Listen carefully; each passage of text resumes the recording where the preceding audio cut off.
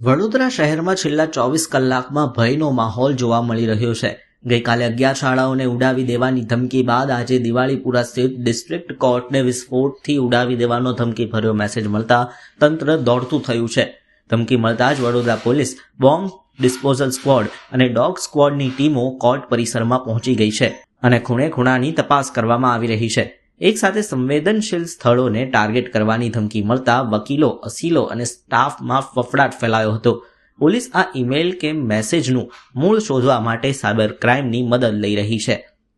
હમણાં 10 મિનિટ પહેલા district court registrar તરફથી મને સૂચના આપવામાં આવી અને ટેલિફોનિક જાણ કરવામાં આવી છે કે ડિસ્ટ્રિક્ટ કોર્ટને એક મેલ આવ્યો છે કે બોમ્બથી ઉડાવી દેવાની ધમકી મળી છે। એના અનુસંધાને સાવચેતીના પગલાના ભાગરૂપે હું મારી ટીમ સાથે અહીંયા ઉપસ્થિત છું અને અહીંયા જે વકીલશ્રીઓ છે તેમજ પક્ષકારો છે એ લોકોને અપીલ કરું છું કે તાત્કાલિક ધોરણે પોતાના ઘર બાજુ પ્રયાણ કરે અને કોર્ટ કાર્યવાહીથી આજે કોર્ટ કાર્યવાહી કોઈ ચાલુ નથી રહેવાની।